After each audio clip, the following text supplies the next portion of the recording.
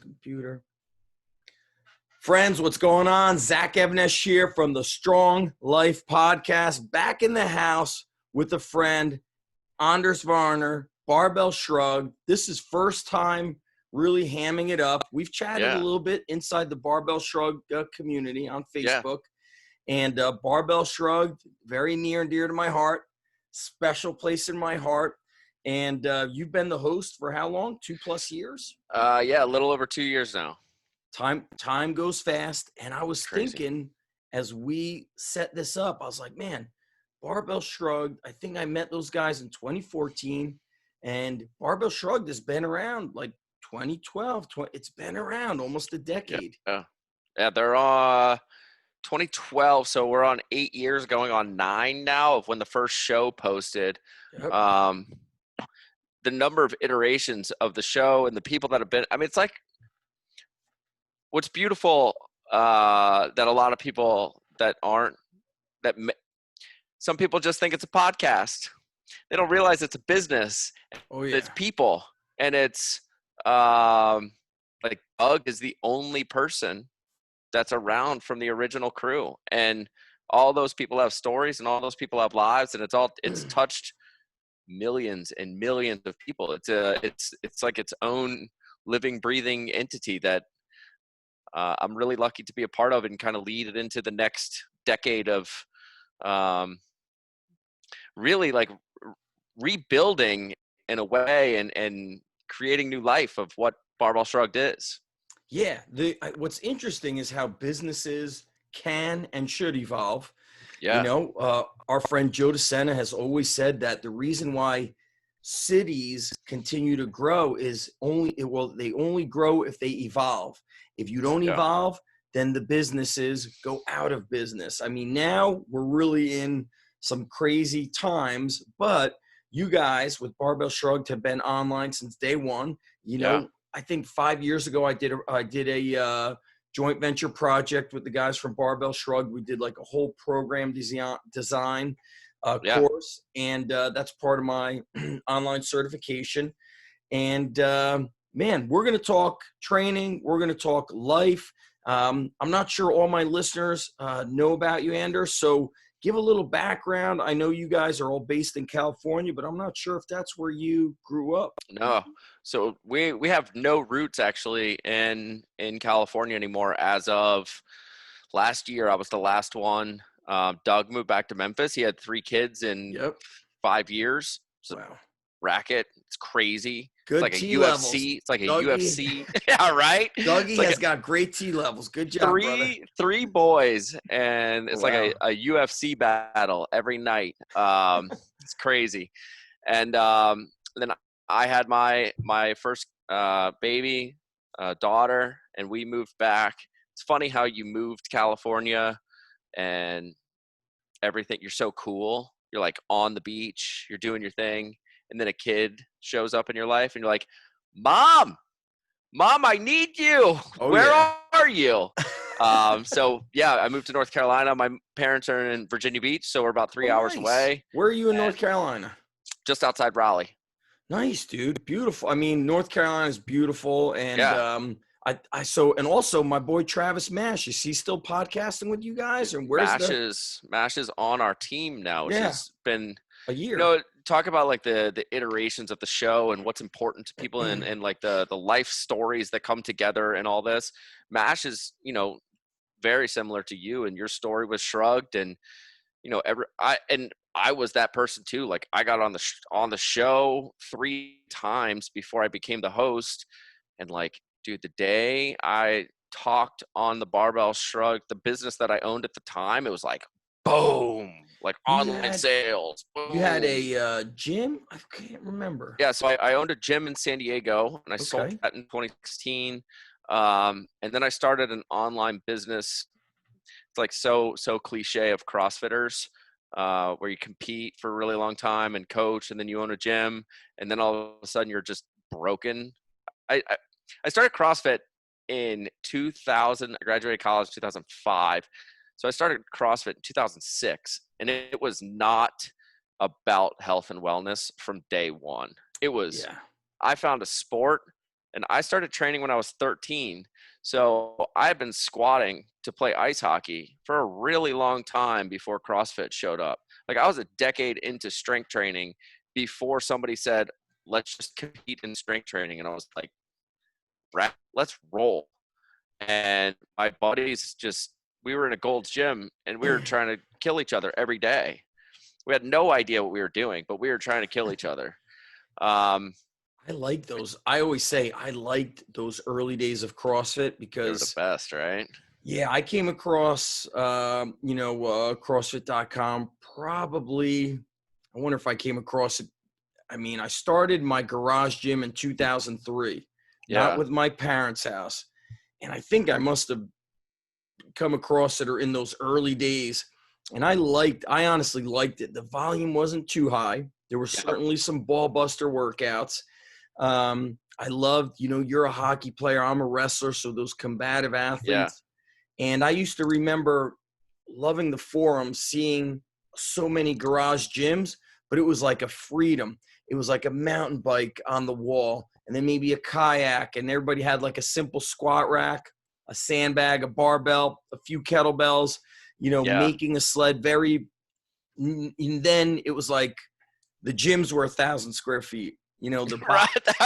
I couldn't even, I love telling the stories of the early days because now gyms are opening and they cost $1 million, and you go, for what? Exactly, like, dude. what are you do? 20,000. Why don't you work on a culture first? It went like this: 1,000 square feet. Then somebody went to like 1,800. Then somebody went 2,500. Then the real jump, somebody went 5,000, and you're like, whoa. Then somebody went 10,000 to start, 10,000 square foot, and you're like, how are you put the people in there? Yeah, I always had the philosophy of nuts and berries, like go real minimalist, build that membership, build the culture. So let's talk about the beginning of you starting the gym. And then I want to segue into how you sold it, but also kind of because we have gym owners, strength coaches, we've got adults listening that are 40s, 50s, 60s. But I think the business side of things is like, it's a mentality. I want to hear not just the strategy of when you sold it, but emotionally how that was. And then we'll get into some other stories. So talk about the opening of your first facility. Yes. So in the super early days of CrossFit, I really enjoy, I don't know the exact number, but I really feel like I was inside the first 1,000 people that did CrossFit on this planet. Like nobody was doing, if I wanted to go, I actually went CrossFit Fairfax with Jeff Tencher and Maggie Dabe. I think that's how you say her last name. Oh, she did Maggie was blonde hair. She did my cert in Quantico. There you go. Yes. That crew. And her husband. Were in CrossFit Fairfax.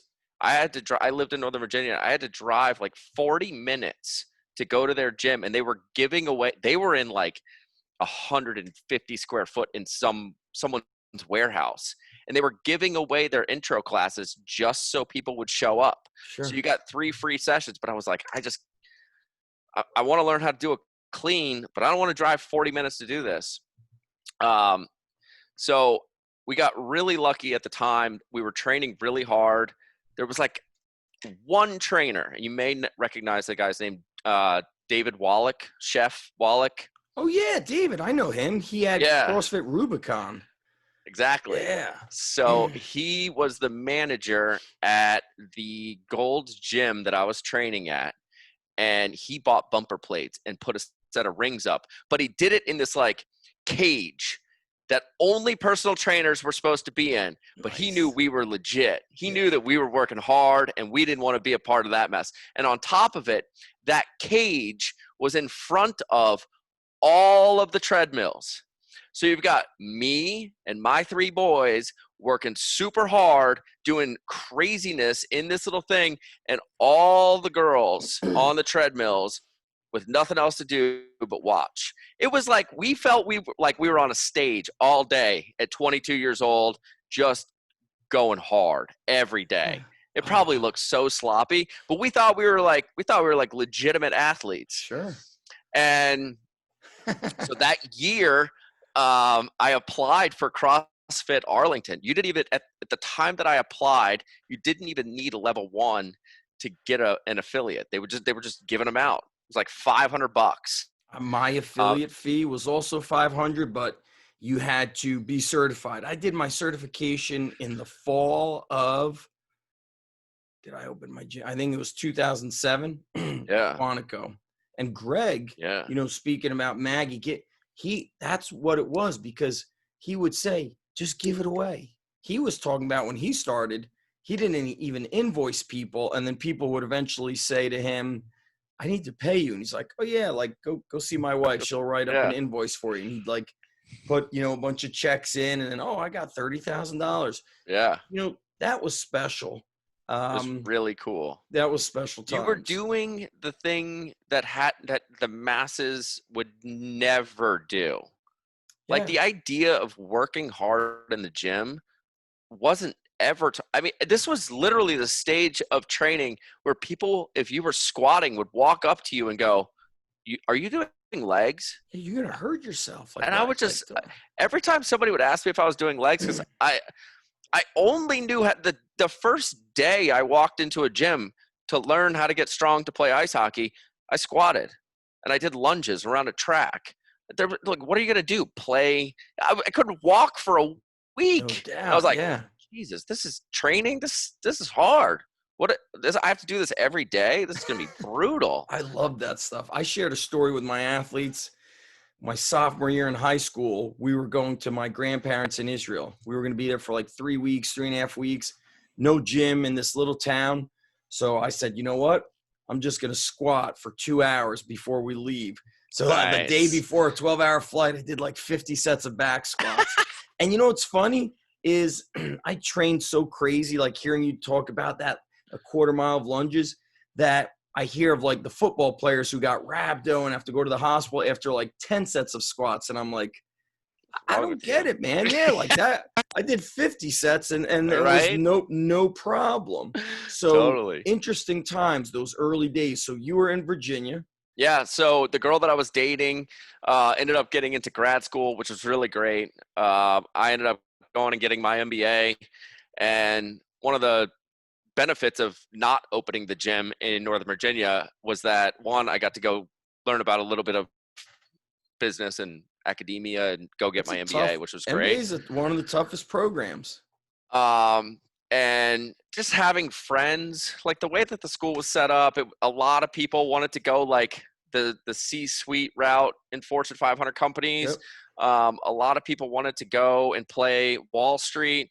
And then I hung out with all the kids that wanted to open businesses. It wasn't like I was Mr. Entrepreneur.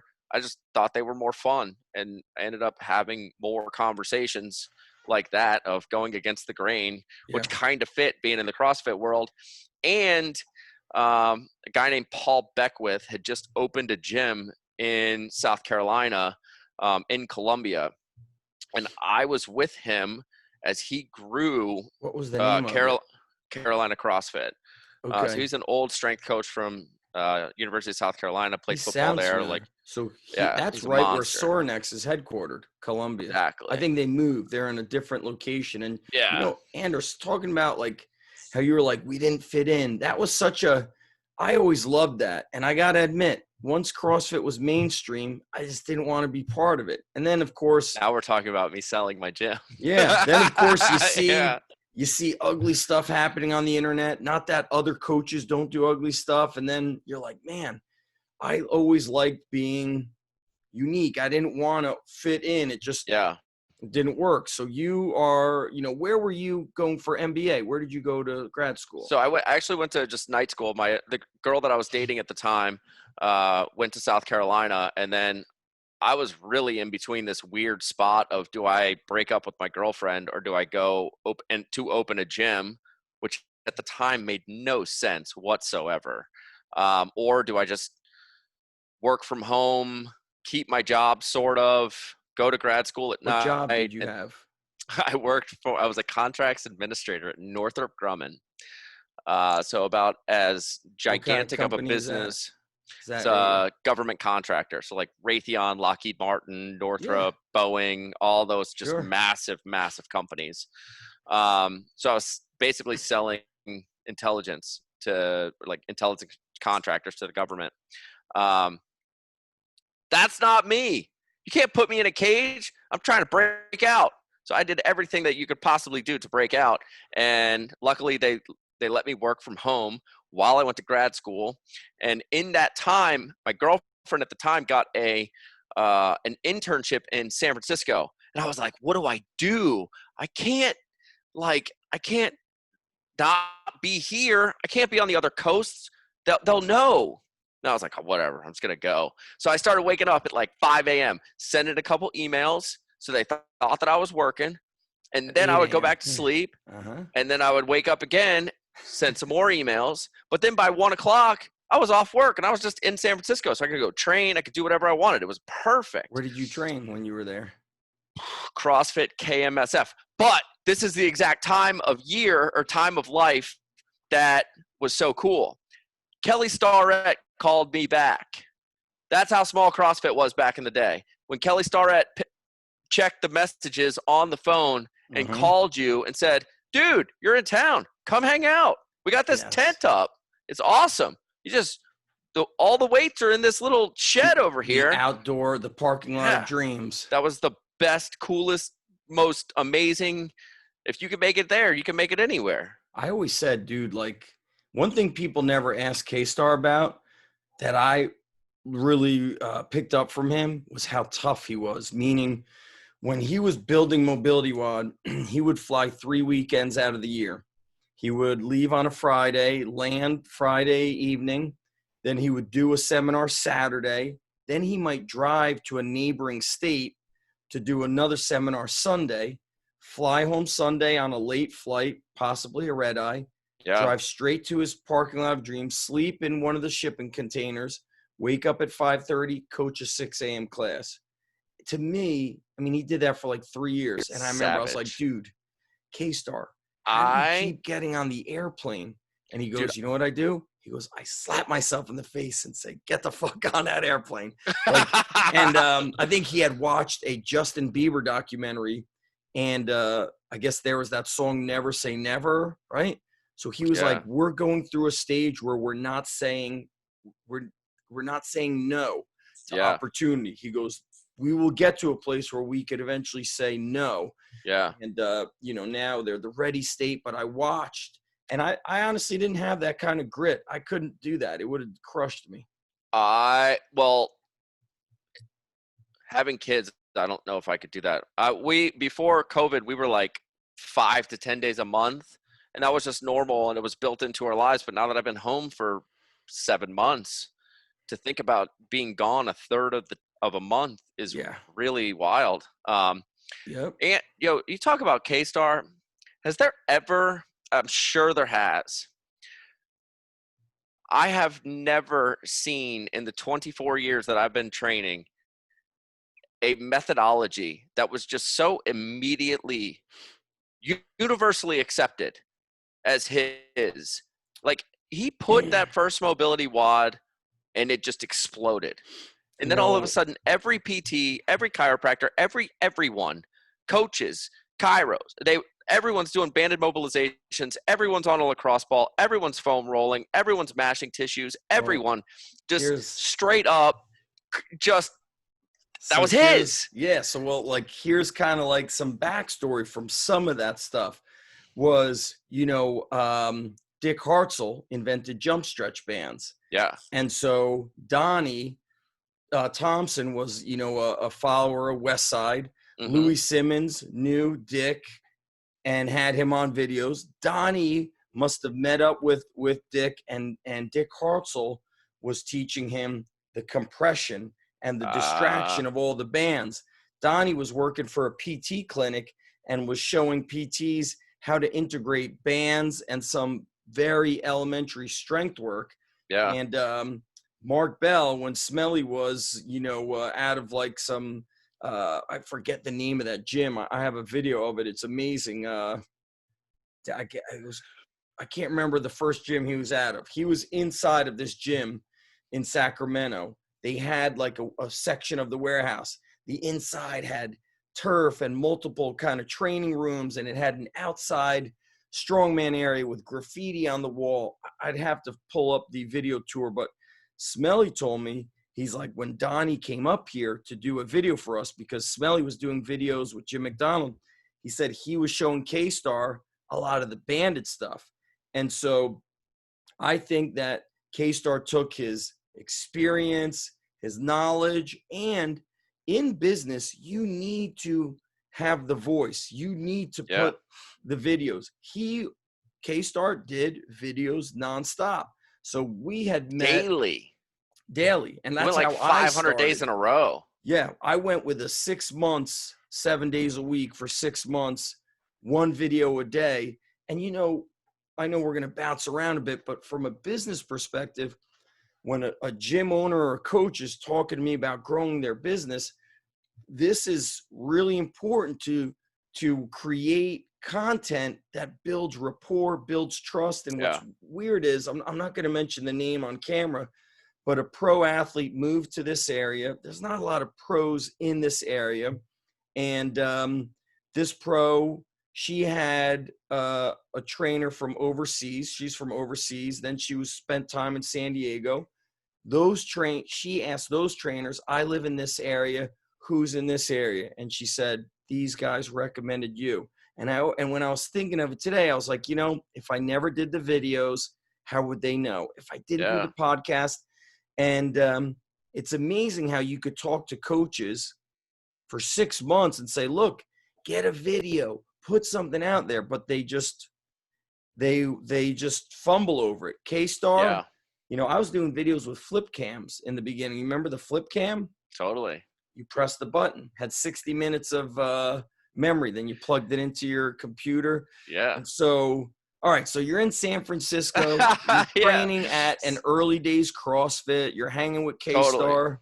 Totally. I wouldn't even say hanging with K-Star. It was just that was the time. It was so small and so we were still so fringe that, you know, Kelly would call you and say, come hang out, which is just mind boggling. Louis Simmons would answer the phone. It's crazy, right? Yep.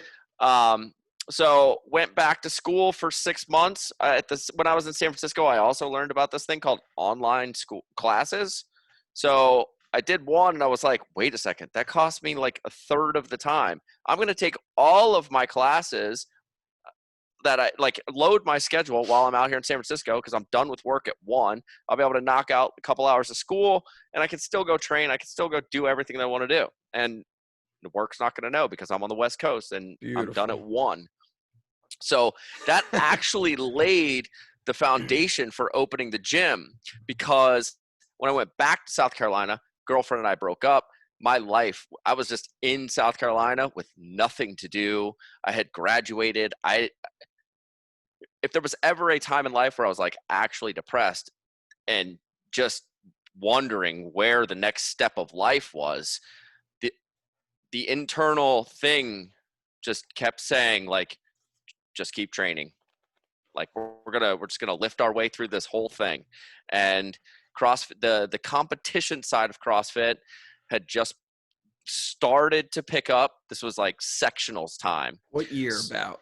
2010 was the sectionals. Oh yeah. And at the time, just because I had been stronger than everybody else and found CrossFit before everybody else, I could have gone out all night Friday night and shown up on Saturday with 2 hours of sleep and smashed. I didn't know that people were training. I didn't know. It wasn't big enough. Know. You didn't know what was happening on the West Coast. Some of the best CrossFitters were still training garage and backyard. You know, like, I mean, when did that movie, what was the Every Second Counts. When did that come out? 08? That was 2009. Okay. So because that, it had to have been 2009. Maybe 08. Yeah, you're right. John Wellborn, last season of the NFL. Dutch Lowy training in his garage with backyard pull-up bars. Who do you call it? You know, Greg Everett, right? Yeah. Greg Everett was so awesome in that. When he started crying, talking about his dad, I was like, man, Greg's the coolest. Yeah, training in the first now Greg's a Savon, strength coach for SEAL Team 1. Savon putting his first Yeah. CrossFit movie together, like beginning of the next Dude, 12 years of his life. I tell people, like, when I did the CrossFit cert, Tony Budding was filming, but then he was teaching the Olympic lifts with the PVC pipe. So then when he was interviewing me, he was like sweating. And you know who was in that group? That guy Rudy, who did Outlaw CrossFit. Now he just does the Outlaw way. Right. Rudy had just opened a gym. Jeff Martone was doing kettlebells after the cert. Buddy Lee did an hour in the morning. Greg Glassman. Dude, I actually know exactly what cert you were at. Yeah. Did you do that cert? It was no, but I know exactly. They had so much content come out of that specific cert. Nicole Carroll was there. Yeah. They brought the whole crew in because it was the first one at Quantico. Dude, and they wanted to bring some of the guys I still speak with. Like I still reach out every year. I check in with Eddie Lugo. Haven't spoken with Eva Twardokins. Yeah. Well, she got to a bad accident, right? Yeah. So I know that a couple years back she was stepping away from this aggressive, intense training. But let me tell you, when she was running the cert, her and Eddie ran it. She was so intense. And then that night we all went out to eat. We're at like one of those Mexican restaurants. Yeah. I saw her like lift a chair up to move it. She had like a tank top on. Her back was like, ripped, jacked. I was like, damn, dude, is this what CrossFit does for you? Yeah. It was amazing. It was, was amazing. Then, when I started seeing here and there, like some of the CrossFitters starting to struggle, gym owners. One guy who owned a CrossFit, he was in Staten Island, would come and train at my gym 15 minutes away to essentially learn how to coach. And he wasn't really doing good with the business side of things. And I remember I was like, did Greg Glassman call you? Did he reach out to you thinking like that's normal? The guy who's in charge reaches out to you. And he's like, no. And then they just couldn't build clientele, and then they went out of business. And I was like, man, that's messed up. He's an affiliate. Who's helping him? So, that was like the biggest, if there's like a break that happened, was when I got to Carolina CrossFit and Paul Beckwith and I just became friends. All I wanted to do was just be in the gym and learn as much. I had no intentions of opening a gym, but I watched him grow it in basically 2 years, from 30 people when I showed up to 300. And he was at certs every weekend. He was learning from OPT. He was doing the James Fitzgerald stuff when he was still OPT and he wasn't OPEX. He was super tied in. He had Olympic lifting coaches at the gym already. So I, without knowing, had just this like ecosystem of people that were pushing really hard, not even just in the competition side, but just the education. Like, I don't have an exercise science background. So to be able to have a coach in 2009 that was talking about energy systems and you got a master's degree in strength and conditioning and watch him build a business through the immersion. Anders, let me ask you, you mentioned like all of this education what was the guy's name? Paul Beckwith. Yeah. Does he still have the facility, or did he sell? No, I don't know what all happened. I know Carolina CrossFit's still a thing. And then I think he was coaching his sweet spot in South Carolina was known as a football coach. So like real strength conditioning. But he built an awesome business. I mean, he was the face of it.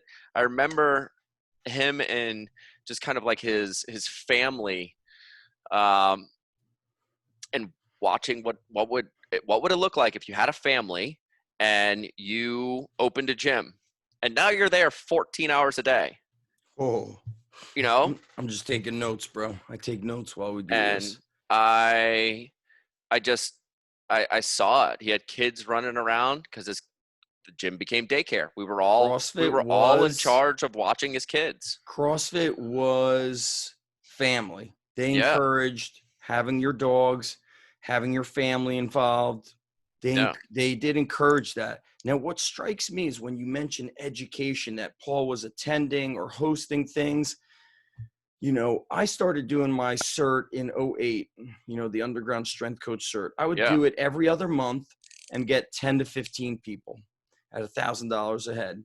And then I'd say by like 20, I feel like we had a hurricane here 7 years ago. That changed things. And then the online education took like a level of sophistication, and even the videos looked just more beautiful.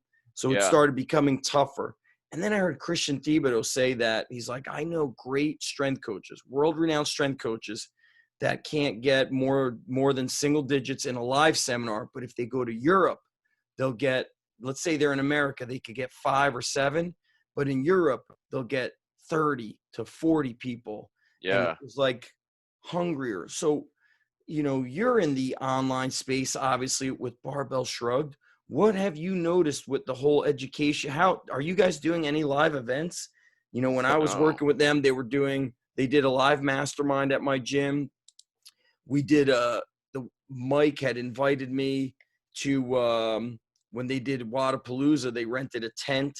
So they hosted a bunch of coaches and we all hung out. That was when Chris Barbell Buddha, I was sitting at the table with him talking about how I quit my teaching job, and he was stressed. He was working, but he had this creative in him to write.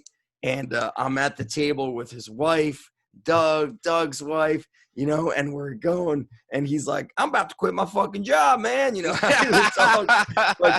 and there. It was such a unique time. So what have you noticed with this education? Why do people not, is it because the age of coaches has kind of gone up and their family members, and they're like, man, I don't want to kind of give up family time if I could do this online? Is that how people look at it?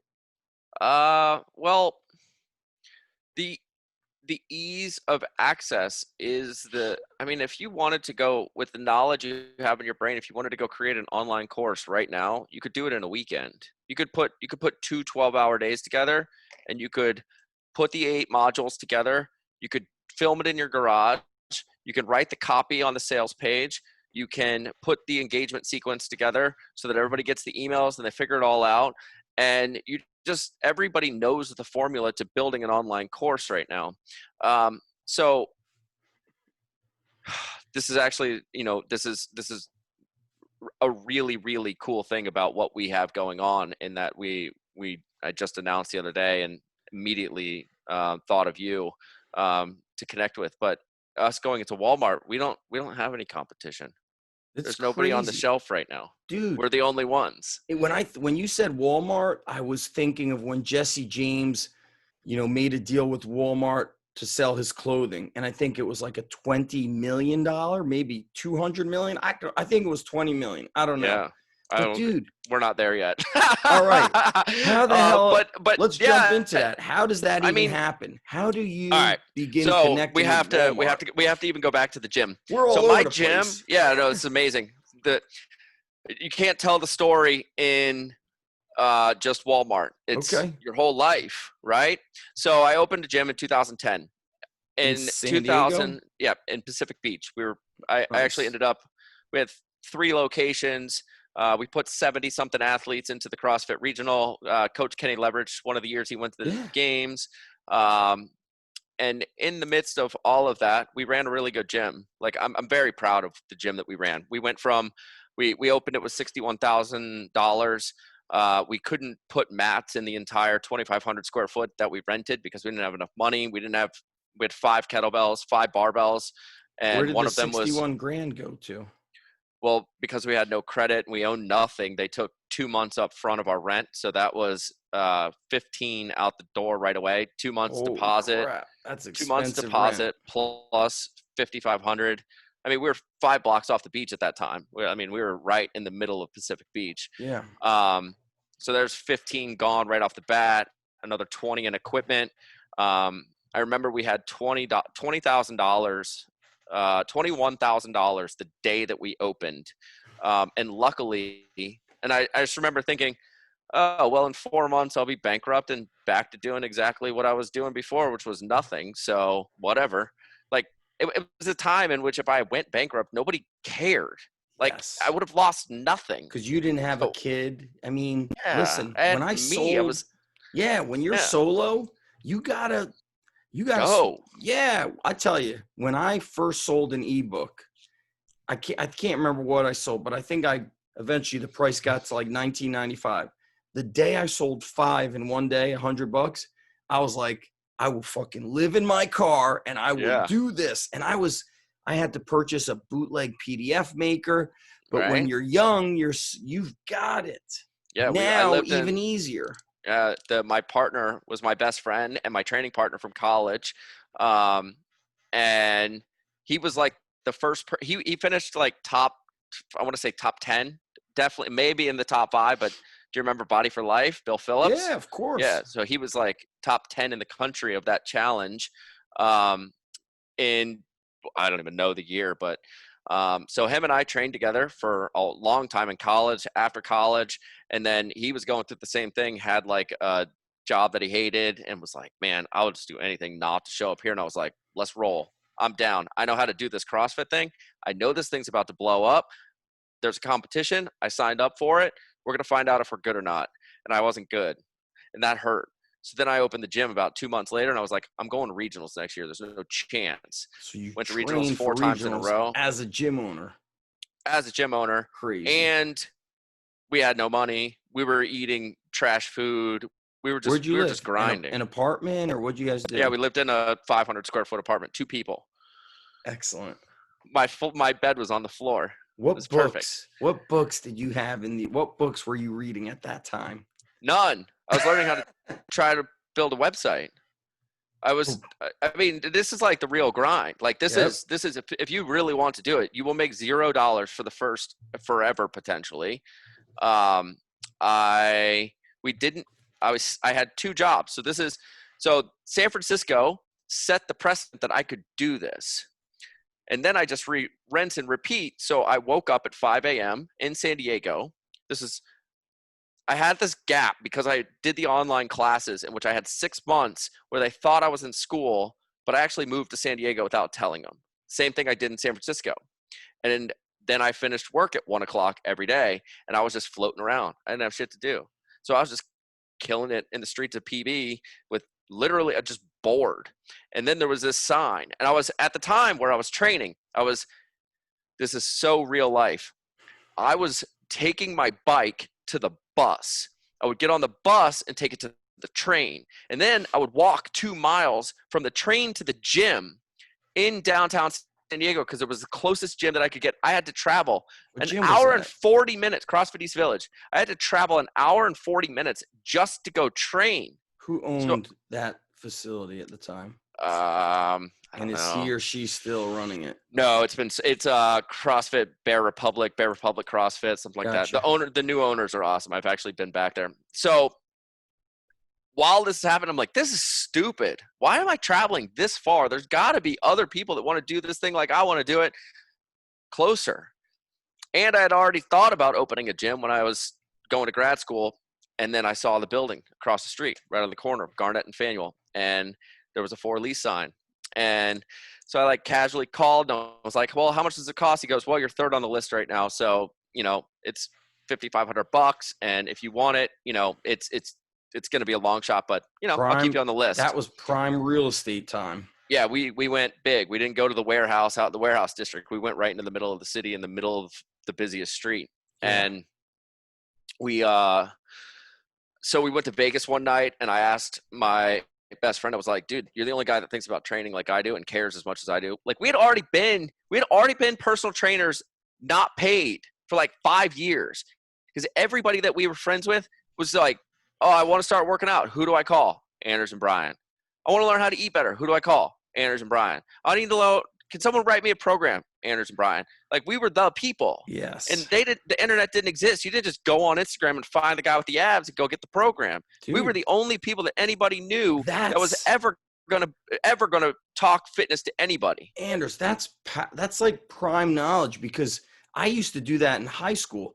The kids on the football team or the baseball or basketball team would be like, yo, Zach, put me together a program, get ready for baseball. So I'm in science class and there's Flex magazine in the middle of my book, and then I'm writing a workout for these guys. Horrible shit, but dude, how many times did somebody be like, well, what do I eat? And you would just bang out the macros and multiply it by 4, divide it by 4. This is the number of grams of protein. That way. You get very good at learning to communicate with people. That's, you know, essential experience time, because with minimal internet or no internet when I was younger, everything had to be. And we were reading books from like Strauss, and we were reading 20 rep back squats. We were reading McCullum's book. Beautiful.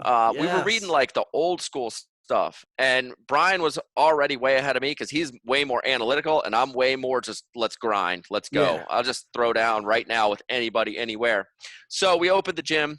We put 70-something people into the regional. We had all this cool stuff happen. And then my life changed because John Cena walked into my gym. And when John Cena showed up, I was ready to rock that day. Let's go. John Cena showed up. I'm 20 years into training. It was like the 20-year anniversary of me touching my first barbell. He just walked in? He called. Him and Nicole were, I thought, in town. And he didn't tell me who he was on the phone. I was at one of my other gyms. He was at another gym. And I was like, dude, you just got to drive down here. It was actually kind of annoying because he was like trying to do his own thing. We all know the guy that tries to do their own thing. And you're like, dude, you suck at lifting weights anyways. Just join the class and just be average. Like, dude, you're going to stress me out when I see you doing ugly shit. Yeah. So, and I'm going to try and coach you, and you're going to think you know things. I'm going to be annoyed. It's just going to be a bad situation. Well, until about $250,000 worth of car rolls into the parking lot. And I was what was he driving? It was a Lamborghini. And then Nicole had the souped up Range. It was like 2 of them, just bam. I was like, whoa, game changed today, fellas. Yeah. I don't know who's inside those cars, but that's cool. And then Cena turned the corner, and we snatched, and we cleaned, and we deadlifted, and he handed me $300, said, I like your gym. I'd like to be a member here. And he didn't come back for 3 months. And I was like, oh, that's just Cena being a good dude. Like, he shows up, he pays for memberships on day 1. He wants people to like him. What a great guy. Then he came back. Then he came back again. Then we started training together. And every time he'd show up, I would say, what are you doing in between sets? He'd go, I'm just standing here. I'd be like, well, let me lift the same weight as you, and let's see what we could do. So we became training partners. And he's strong. He's super strong. And he moves really, really well for a man that's his size. Dude, with those arms that he could do full cleans. Yeah. Like Phil Gripaldi had those big-ass arms. So I trained with Cena for 4 years, and whenever he was in town, it was just I dropped everything I did. All I wanted to do was be around that guy and learn from him, and he's the most important person that's ever walked into my life. It's hard to even talk about how amazing of a human being that guy is. What were like conversations you guys had outside of training? What are things like I used to do work with the Ultimate Warrior, and he always spoke to me about his wife and kids. We spoke about training, spoke about like being an artist and an individual a lot. So what was John, where did the conversations always tend to lead with him? All of that stuff was always just about being a good person. And if you're just a good person, it all aligns. That was all. It's hard to describe somebody like him because it's hard to describe like when someone walks in a room and everyone just goes, it's okay. And he knows he's John Cena, but he also just wants you to know that he's a good guy. And he works really hard to be an awesome, like the 500 plus Make-A-Wish foundations. You can't fake it. At 300, you quit. But 500, you're the all-time world record holder of Make-A-Wish foundations. You really like helping people. When you do stuff like that, and you become the professional. Like it's intentional, and he intentionally makes people feel good when he's around. Like it's weird because you can't put it into words, but it's a feeling you get. You know who you like to be around. You know people that make you feel good, and we need people like that in this world. We all do. the greatest of all time. So we went down he invited me to his house. Where Me does and my he? partner. He's got a couple of houses. I assume he's got in Florida near headquarters or Tampa. Tampa, yep. And we went down there, and as we're getting ready to hop on the balling out of control private jet right after SummerSlam, like SummerSlam to the tarmac. I drove up from San Diego. We hopped on the private jet, red eye to Tampa, cars on there on the tarmac waiting for us when we land. It was so baller. Like, I'm just there. And he goes, oh, by the way, guys, we're going to do this thing called the 1-ton challenge. And you're going to snatch, clean, jerk, squat, deadlift, and bench. And you're going to max out 6 lifts all weekend. That gym he trains at. What's the name of that gym? Hard Knocks. Hard Knocks. It's invite only, right? It's like off of a highway. Get there. Yeah, you can't Does he own it? Is that his spot? I don't know what the actual equity structure is, but you could say he owns it. Yeah, and it's a lot of pro wrestlers in there, right? Yeah. Pro wrestlers are in there. Yeah, Rob McIntyre runs it, and he coaches all the big guys. Nice. So in 48 hours, totaled 2,009 pounds. I got my name stenciled on John Cena's garage door. How radical is that? That's crazy, dude. So not only is this dude like the greatest mentor of all time, and man, it's so rad. I'm going to tell a cool story. So I have so many good ones about him just because he's such an important person in my life. Yep. But we did that move. We went from 2,500 square foot, then we got another 2,500 square foot. We brought them all together into a 6,000 square foot place. But you don't just like have a 6,000 square foot gym with all the stuff, right? There's a lot of things that go on in a 6,000 square foot gym. You end up spending a 6-figure number. And one day I got a text message from him. And he was up at like San Jose State or some school up in NorCal. And he's just like, do you think you could use any of this stuff? He knew we were building the gym out. We brought him into it so he could see it before everybody else got in there. Like, it was like, what stuff? What is he talking about?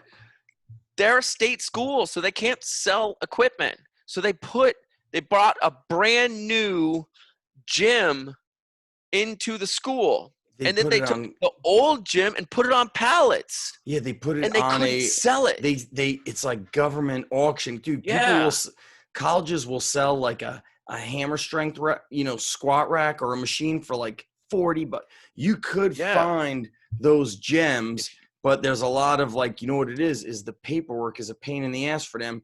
So they essentially almost give, although I have seen some of those like auctions go like crazy expensive. So he's I've worked at, 2 universities. So I've seen what happens when they upgrade and you're like, where is that shit going? Oh, it's just getting stored under the stadium. That's like $100,000 of equipment. You guys are just blowing it like that. Yeah. So it's just sitting on a pallet and he sends me a picture of it. I was like, you think you could use this? I'm like, dude, what do you mean? I don't have that kind of like, it was an entire college football team strength and conditioning gym bumpers, with all old school Eleiko bumpers. We had the old school 50 kg Eleiko red plates. Damn. That's 110 pounds.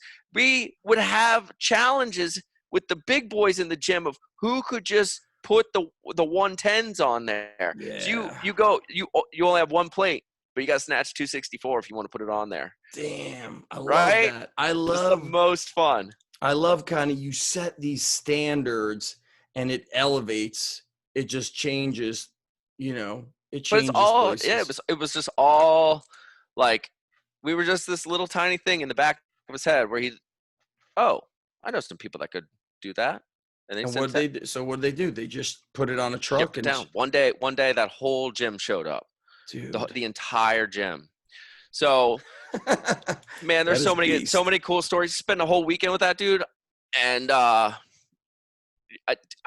it'd be cool. Do you watch baseball? Like sometimes my son is a big baseball fan. I don't even remember what World Series it was, but we were just.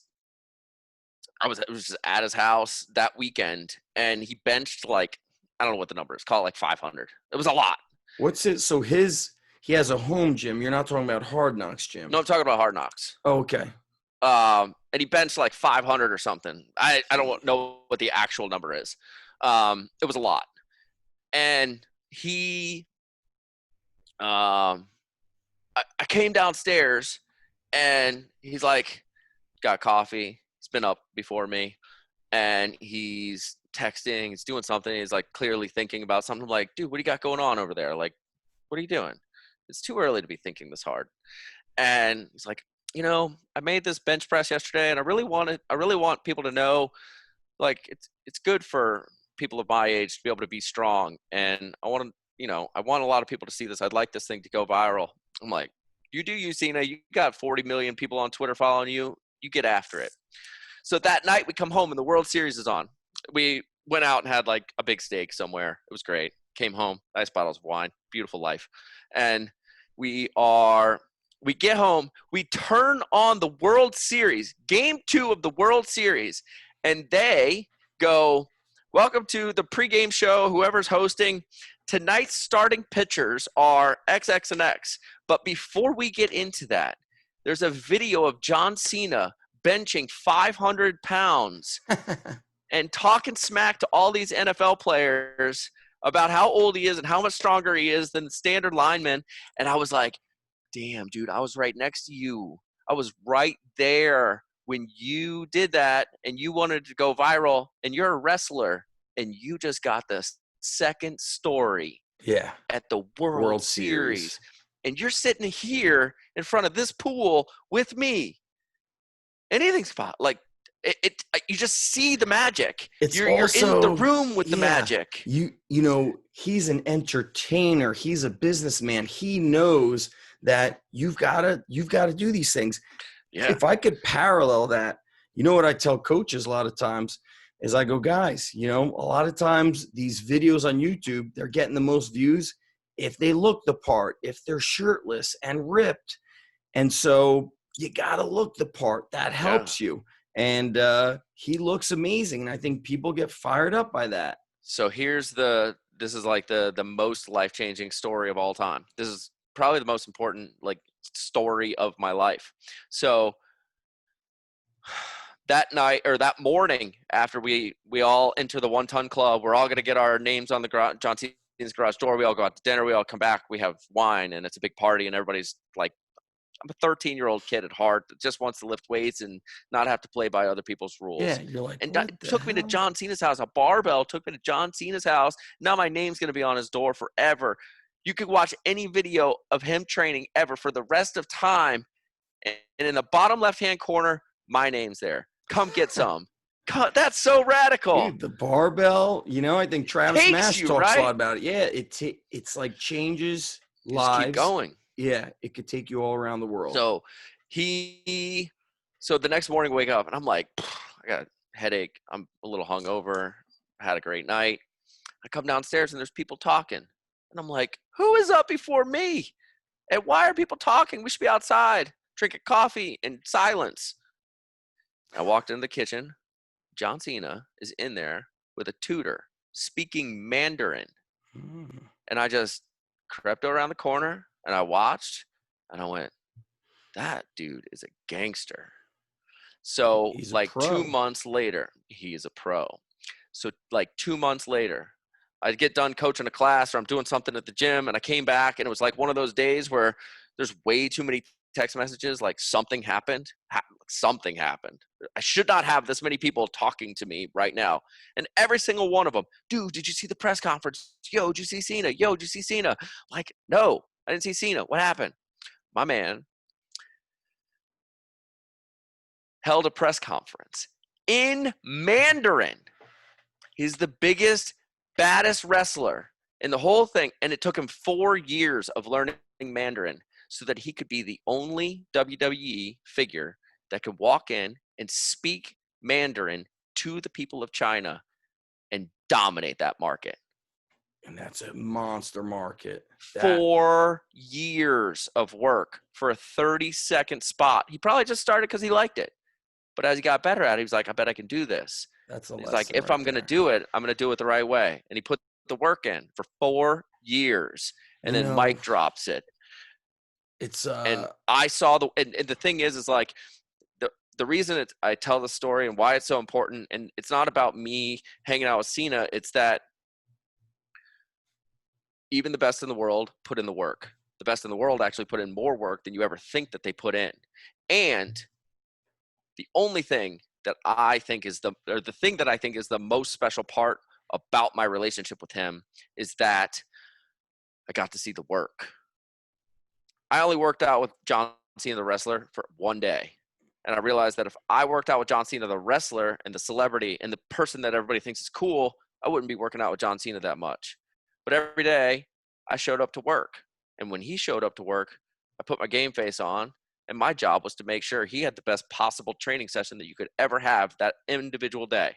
So the music's right, the vibe's right, the conversation's right, everything's right, because it's not about me.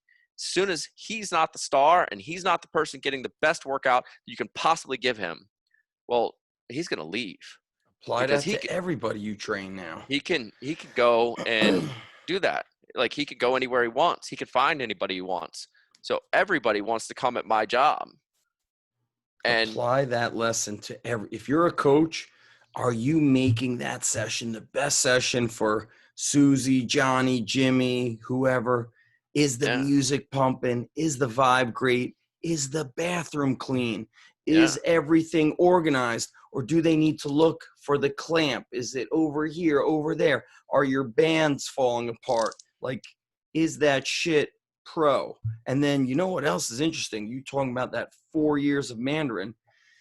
Years ago, I did this seminar in Austin with two guys, with Webb Smith and Jeremy Teal. Jeremy has big CrossFit. You guys I don't know if have you interviewed Jeremy yourself? I've run into him and met him, but he's been on. If they did, yeah, it was early years. So we had I did like research on Rodney Dangerfield's comedy career, because he didn't actually start like quote unquote succeeding in comedy. I think he was like late 40s. It was like he started comedy as a teenager, and then everything was a struggle, from like family and relationships to the abuse from his parents to, divorce, to having to run a aluminum siding business on the side so he could go at night and do comedy. I mean, he fought for like 30 years to do that stuff. And so it's just a reminder, like, sometimes in the movie The Secret, I don't get, like, I watched that in the early days, but they spoke about how, like, you're fighting, but then you give up and the grass is right about to get through the soil, but you're stopping. It's growing, but you're stopping because you don't see it.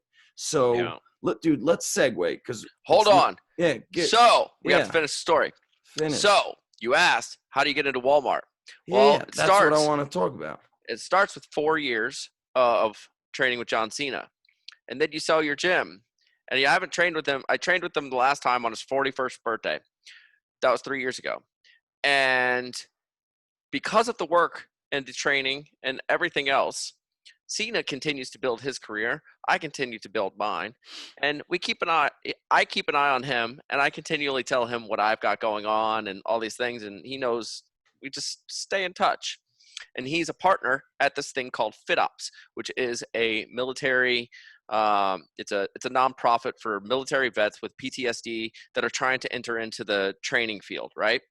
Trying to become coaches or fitness trying to become trainers. Coaches, trainers. They're trying to work on this transition, but it's not just the transition. It's also the mental and emotional instability that comes with PTSD, and that just people don't. It's a really hard transition, especially if you've been to war and seen some of your best friends and your buddies not come back.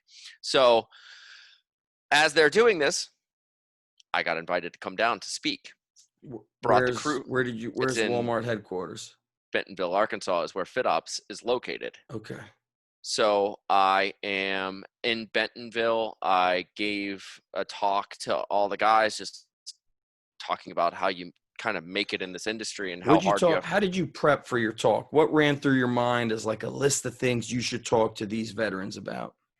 So luckily in that, and we can do this on the next one because we're going to sit here for like 3 more hours. All right. Just rapping about awesome stuff. Yeah. But what were important things? I've built a structure in my brain of how I think that the world works and how I think that you can create success for yourself. And at the very base level, there's personal development. At the very top, there's the professional development.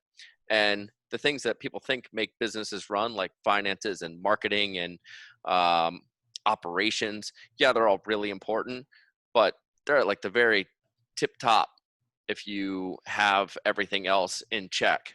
And the very first step is, what do you pay attention to?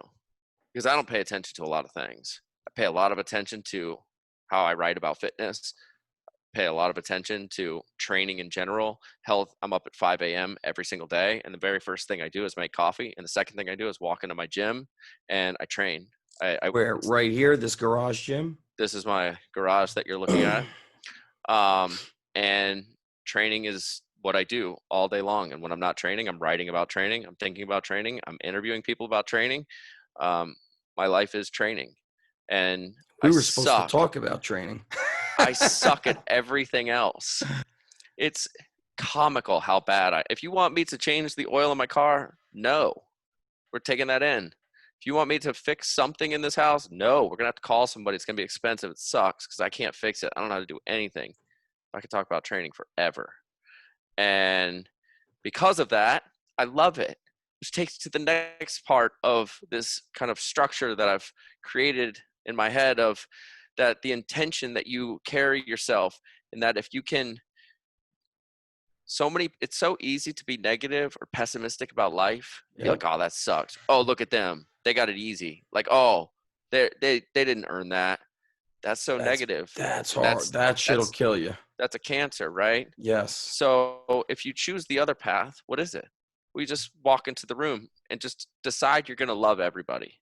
Like, genuinely, I want to love all the people. I want them to be happy. I want them to, when they come in contact with me, I want them to walk away and go, dude, that Anders guy is so legit. Did you talk to him? Tomorrow, you need to go talk to Anders because that guy's awesome. He loves what he does. He's going to make you feel amazing. You're going to laugh. It's going to be awesome. Make sure you go talk to that guy. I want everybody. I work hard because I want everyone to want to be around me. Yeah, I get inspired too to when I'm speaking to people. I want them to feel good about themselves. I want them to feel like, yeah, man, I could do X, Y, Z. Yeah. There is opportunity.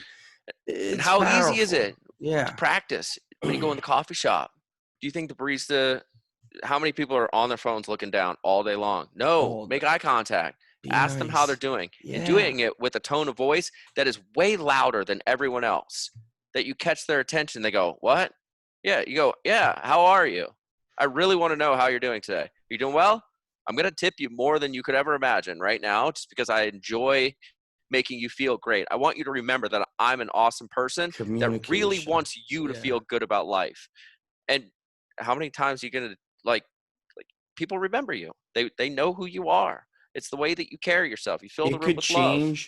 It could change their day. You know, there's that quote about like, you know, everybody's fighting a battle that you know nothing about. And sometimes you'll hear from, you know, I send out an email almost every day. I started doing that probably 15 plus years ago. And sometimes I get emails where people tell me like they were going to commit suicide. But they're like, this fucking email you sent out, I printed it out and I just kept reading it and I kept it in front of me and I thought I was going to end my life. And you're like, fuck, I cannot not write an email today. And sometimes I'm like, my writing is just shit. Make it work, make it happen. Somebody's counting on you to get, you know, 5 sentences to them this morning. Yeah. And yeah, it changes the way you look at what you offer. And there's nothing wrong with feeling good about what you offer. You feel like you've got something special to offer. Yeah.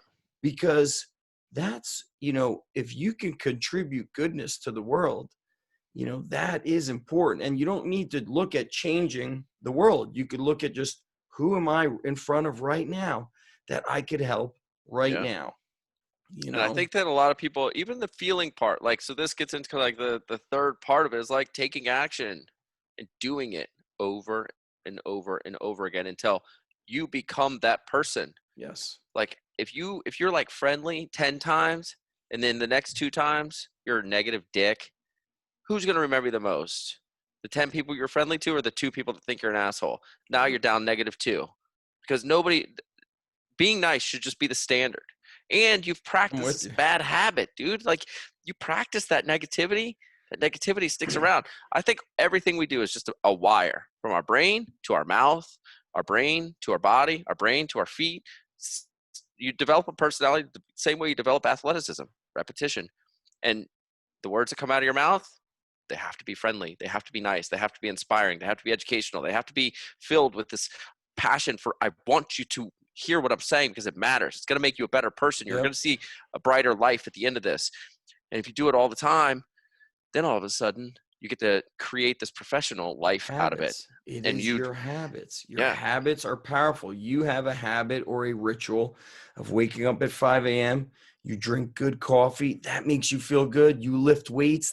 That's a gift to yourself for your health. And so I always tell my wife, I go, listen, if you think I'm being a dick, just let me go to the gym to deadlift. Like, I will be really in good spirits. I'll be back. And so I make sure that I train, because I'm a better everything. I'm a better dad. I'm a better husband.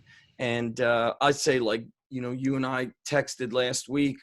I was like, man, I'm coaching so much. I'm working so much. So now's one of those, it's a grind time, but I train with the last group of my day at my gym, and I just make it happen. But I'll say this, especially coaches in the college sector, they put in so many hours that sometimes you don't take care of yourself. You're so busy taking care of everybody else. And so, that regret, wrote that, there was that book, somebody interviewed like people in the nursing homes, and a big regret of, these older men and women was that they worked too much. Yeah. And so it's okay to be good to yourself. I mean, totally. I think that's even a book. It's called like Be Good to Yourself. So I think so. All right. So you're in Walmart. We got like 5 minutes here. Totally. Talk to me about Talker's Walmart. Talking. So while I was down at Fit Ops, which is located in Bentonville, and I'm giving this talk, and I'm hearing like the most emotional stories about just craziness, man, like real life craziness. People can go back and listen to those shows where just people spilling their guts about some of the I'll link them up. If you email me like a few that you want me to share, I'll link it up in the show notes at my at Zach Evanesh. So not only the people, but so I have to go get my talk, and I've talked to like 7-8 podcasts worth of vets with super gnarly PTSD, and I got to go get my talk. And I'm like, man, what am I going to talk to you guys about? Like, my life is a joke compared to what you guys have been through. I was like, I know how to do fitness. I'm going to tell you everything that you need to know about this industry. You're going to wake up, and the same thing that made you a good soldier is going to make you a good trainer. Like, just work your ass off, be good to people, have your friends back, like do what you know is the right thing to do all the time. Don't let yourself off the hook. Don't fall into the easy way to do things, because it's going to be hard. That's huge. And that's huge. I just really, I melted. I shouldn't say I melted down. That has like a negative connotation, but I became very emotional in my talk, because I was so moved by these people's stories. And that night, because Cena's a part of it, because I've been a part of it, we actually run a program called the 1 Ton Challenge based off that entire weekend. Yep. We had like a big 1 rep max night, like meatheads like to do on a Friday night when they're doing a big seminar thing. And the guy that I was sharing a barbell with just happened to be the global buyer for all of performance nutrition for Walmart. And I was like, what do you do? I met him at Mr. Olympia the year before, or earlier that year, and I had no idea.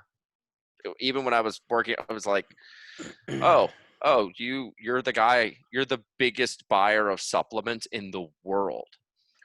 Oh, you ever thought about putting training programs next to those supplements? He goes, I think that'd be a good idea. I was like, all right, I'll have my pitch deck ready for you tomorrow. And 8 months later, I'm going to be on the shelves of Walmart, Performance Nutrition, selling fat loss, cardio, and strength training.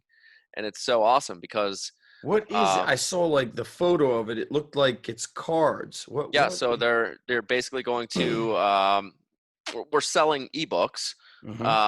So it's $9.48. It's our typical $50 program. But you're going to get people will get a 30-day 6-week training program, 30 workouts. They get 30 days worth of nutrition, grocery lists, recipes, like every ounce of, if you just follow the plan, you will completely transform your body and life in 30 days if you just do it. And we're sitting right next to all the creatines and all the proteins, and it's the greatest opportunity in the world, not just because of business, but because how many times have you walked into a GNC and been like, why do they sell all this bullshit in here? This makes all of us bad. This whole store sucks. There's like 2 good products in this place. The whey protein and the creatine. Everything else is trash. They don't even have a good fish oil in this place.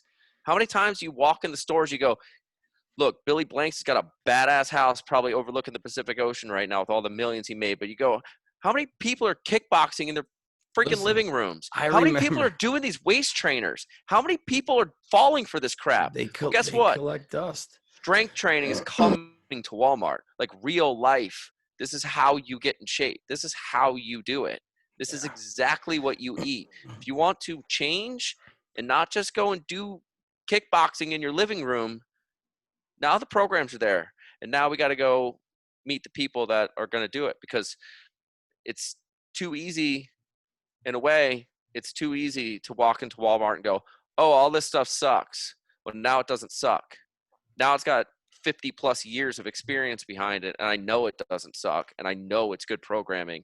And we get to bring strength training, like real life strength training, to Walmart. And listen, 2 things come to mind. Number one, I remember when my wife and I first were married, she would go to a gym. She was a nurse, so she had like different shifts. She'd go to like a 24-hour gym.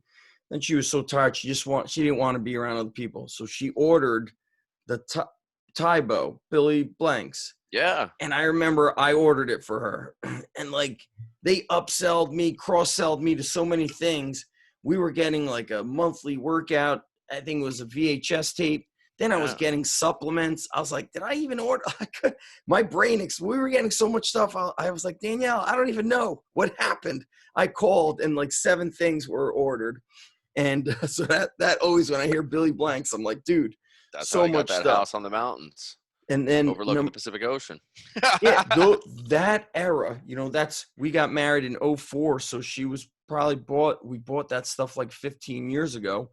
And then, we think, or let's say our friends, our listeners, sometimes we think, should I do this video? Don't people know how to do this? Well, last year I started coaching at a high school. When I first met the guys at Barbell Shrugged, I got hired at a top 10 D1 university for wrestling. Then 2 years later, another university, top 10 in the country. And you'd think, hey man, I'm going with some of the country's best wrestlers. They can squat and do push-ups and pull-ups, but you're teaching them, yo, bro, that's a half squat. Hey, dude, those pull-ups, that's all half rep. Those push-ups, your abs are sagging, your trunk, like you're teaching them the basics. And then last year, I started at this high school. My first 2 weeks, I had no schedule. So while I was there, I'm in the weight room introducing myself to the kids, saying, hey, I'm the new strength coach. I'm going to be training football later. Do you want to train with us? And you know how many kids told me no? Like, I'm on my own program. So I was saying to myself, well, maybe that kid watches Eric Cressy videos and he knows he's got some baseball stuff going on. All right, maybe this hockey player's got some good hockey. Then I would watch them train and I was like, holy MF and shit. This is horrific. With all this information out there, these kids still don't know how to train. And so what that taught me was we're just not reaching people. We think we are. We're reaching a minute percentage. And there's still a lot of people that don't even know how to bench or that think that they could squat, and adult sport coaches think that their athletes can squat, bench, and deadlift, yet they can't do a bodyweight squat. So what you're doing, getting in front of the masses, I think it's huge, bro. And when you think about the just what's going on in the world, gyms are just starting to open up. Healthcare is going to be the number one topic of everything going forward. I mean, we've got a legitimate problem in that 42% of our country is obese, not just overweight, like legitimately clinically obese. You don't see it when you're going to Wadapalooza. You're like, oh, this is normal. No, but let's say you're in New Jersey, you go to the boardwalk, and you're like, oh my God, these people can't walk. They're on the, the machine. They're on the, electric powered wheelchairs. What do you think the airport looks like? It's disgusting. Dude. All right. What I'm saying is, if you're a coach, there's a lot of people out there that need your help, and you got to do it online. You need to do it brick and mortar. You need to just find ways to do it, because opportunity is everywhere, and you got to keep going. You might just wind up in Walmart one day. Right. You might be, listen, right? Before Ultimate Warrior passed away, we were working on a program. The first recording of it was a mess, but it was wild for that guy to ask me, Zach, I'm going to be in New Jersey, and if you will have me, I would be a speaker at your conference. He's asking me. And I'm like, it's crazy. But hearing you, I resonate a lot, because, Anders, you're talking about excellence and really putting in your heart and soul, like the way you spoke to the soldiers. There's a lot of that missing from coaches. And if you look at, I keep, Turning Pro is right under my computer. I keep that book on my desk all the time, because it's a reminder to be a pro about shit, to do the work, even if you're not feeling it. You don't always feel like to do it, but you want to be a pro, you got to do it. So listen, bro. How many pages is your document that you write on every day? Oh, I just send it right through email. So I don't do I know. Oh, you don't have like a running Google Doc of all of it? Correct. I do not. It goes right in. But you know what? That's what I should be doing, because it would be a book. I write 3 articles a week that we send out to our email list. That doesn't include socials and sales pages and engagement sequences and all of that. And I have it all since I joined Barbell Shrugged and got my Barbell Shrugged email. And my list, I just had it up too. It is 155,838 words long. You're lazy. Dude, but every day I write. That's so much writing about fitness. Bro, you could write. I have a rule that, like, I read 2 pages a night. What if you wrote 2 pages a day? That's going to come out to 10 in a week, Monday through Friday, 40 in a month, 480 pages in a year. You know what I tell coaches all the time? I have a coaching group. One of the projects is put together like a 10-chapter book, but just have your story, then have some sample workouts, and then have transformation stories, success stories. You should be able to bang it out in a week. That's a Body for Life book. Yeah. The whole thing could just be could be your story, chapter 1, and then 9 success stories, 5 success stories. And then that could be your book. Put your book on Amazon. Program. But they don't. It's like, you can do it. It's too easy to argue about sets and reps. Yeah. Listen, bro. It's a tough one. I got to make the kids. We are. I got to make the kids lunch. We need to hang. I miss, the crew. We got to, my schedule has just changed, It's like, it always changes. But, well, the world's coming back online, so we'll make it work soon, man. Yeah, dude. I just missed you at Spartan. You were going to go out to Spartan World Championships this past year. Yeah, but you know what happened? Missed it. I got, or last year actually, right? Last year, yeah. I started the new coaching gig. It was the end of October. When was Spartan? Late September? or late October. Tahoe. Yeah. Yep. Every time. So I got hired at this new high school for strength and conditioning end of October. And what's so ironic is when we did the whole Barbell Shrugged, I introduced Barbell Shrugged to Joe because Joe was writing the book Spartan Up, which originally was going to be Spartan the Fuck Up. And I said, dude, nobody really knows about you. But I said, I got these friends. I go, we could come out and film a mini documentary. We could do a training podcast. You know, we could do the business podcast. That was what inspired Joe. He's like, what's a video podcast? I was like, it's basically, we're going to make a little movie. And so after that, I organized a mastermind on Joe's property. On the way home, I got a phone call from the Lehigh to, they offered me the job. And it's interesting, is like this momentum builds if you're doing good stuff for good people, because the way that gig happened was I was invited up there by a coach I worked with who coached the head coach when he was a kid. And he's like, come up and train these guys. He's like, we got some of the Olympic hopeful guys and then the top dogs, and just come up. You want to come up and train them for a bit? I was like, yeah, I'll love to train wrestlers. I'll take a trip to Pennsylvania. Didn't think nothing of it. And little did I know, that was probably a job interview that I didn't know. It was, hey, show us what you could do. And so for the message out there, Anders, is for everybody is do great things, do good, for just be a good human, right? Absolutely. I appreciate you hanging out with me tonight, man. Oh, dude, it was awesome. I'm a little depressed to shut it down early, but I got real life to do. I know. I got to make lunch. I make lunch for the kids every night. And yeah, man, listen, bro, it was awesome. Barbell Shrugged. What else do we want to share? Get to Walmart. They could pick up the ebooks from Walmart. Yeah. And of course, that's Barbell the biggest. If you're in San Diego, Vegas, and LA, we're opening in 20 stores at the end of October. So go buy. There's no greater way to pay it forward than go buy a card for yourself. Yeah. Go buy an ebook for yourself. Give it to a friend. Put it in some stockings. But we're really we spend a lot of time talking about how to get people to PR their deadlift by 10 pounds. And we've got an amazing platform that we built over at Barbell Shrugged, and I'm super grateful that I get to be a part of the legacy that has been Barbell Shrugged for the past decade.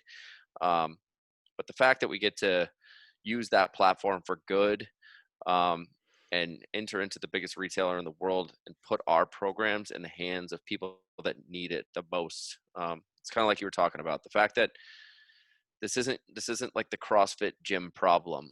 All those people are in shape. All those people know how to eat. All those people aren't faced with the same socioeconomical issues. If you've got a personal trainer, you're paying $75 an hour, you're not the problem. It's the people that don't have access to the education. They don't have inspiring people around them. They don't have a way to make training fun. And their entire ecosystem is filled with unhealthiness and bad food and bad training and not many people taking the next step to make themselves better. And if we can be the catalyst to that, and you can help us along the way and tell your friends about these products and programs and get them in their hands, I think that we can impact an insane number of people. If Walmart will now say, okay, we're offering these programs from Barbell Shrugged, now we need to offer some different strength training equipment. You know, they just have an aisle with some dumbbells and jump ropes, but it would be interesting if it was actually like if you go to Dick's Sporting Goods, they're very expensive. I mean, it's just not even cool. I mean, come on, bro. It's like, you're killing people out there. It would be cool to see if like a company like Rogue, that they would be doing something like that, could get into Walmart. Yeah. So it's complementary because, you know, people now are trying to still find gym equipment. So anyway, bro, conversation for another time. For sure. This was great. And stand by while I just shut this down for a second, okay? Yeah, man. Stop recording.